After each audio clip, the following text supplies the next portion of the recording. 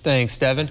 As we all age, one key thing that we all need to keep in line and get regular checkups on is our cholesterol. Here this morning to give us more tips on how to keep it in line and to explain the importance of knowing your cholesterol is Nurse Christina Paris from the VA. Good morning. How are you doing today? Hi, I'm doing great. I'm so glad to be here. Of course. So what is cholesterol and what are the dangers from it exactly? So cholesterol is a waxy type of substance that's found in all of our cells, and it's used to make hormones, it's used to make vitamin D, and it helps us digest food. So it's really important that we get cholesterol. So we get it through food that we eat, but we also get a majority of our cholesterol is made in the liver. Oh, that's interesting. Did not know it came from the liver as well. So I've heard there's like good cholesterol and bad cholesterol, and I'm always confused by that. Can you help explain that a little bit more? Absolutely, and it can be a challenge. We hear, know your numbers, but what is that all about? So we have LDL, which is a low density lipoprotein or lipoprotein. Our body is made up of tons of these little proteins that work together. And that's the bad cholesterol. So I like to think of L like low or L like loser.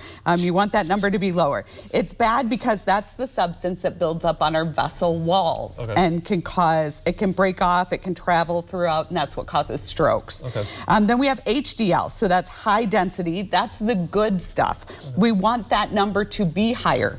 And that tends to be, and that actually helps to carry the cholesterol from our body back to our liver so that it can be processed. Oh, interesting. And then we have triglycerides. These are kind of free-floating fatty substances that are also found, and those are used for energy. Okay, interesting. All right, that helped out a lot, so thank you for that. So what are the ways that we can lower our cholesterol or at least keep it at a good number? So there's a few things. A lot of it, like I said, comes through food, but it's also processed in the liver. So if just genetically you have high cholesterol, you can cut back on fatty fried foods and meats, pastries, cakes, cookies, things like that, ice cream, anything that is thick with like cream or butter, that's all fatty substances. And then you want to use foods that contain actually olive oil and, palm oil and coconut are also good, but olive oil and avocado oil are really kind of the gold standards for that. But also there's statins.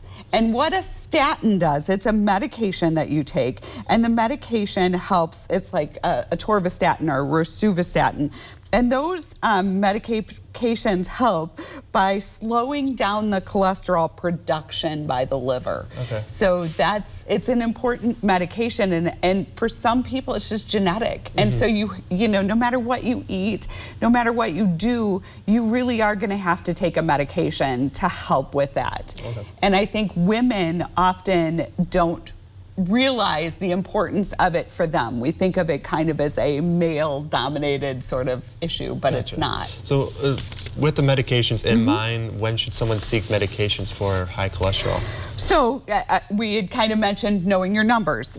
So if your total cholesterol is, we want your total cholesterol to be less than 200. So that's considered good or normal. And you want your LDL number, that's the number we want lower. We want it to be less than 100, between 100 and 129 or 130. And then the HDL is the good cholesterol. We want that number to be higher because remember, that's what takes that bad cholesterol and brings it back to the liver to be filtered and used up. And if it can't, we take a statin, which does similar. All right, well, I appreciate you coming in, Nurse Christina, today and teaching us more about cholesterol. So thank you very much, and we'll see you again next week. Sounds good. All right, thank you.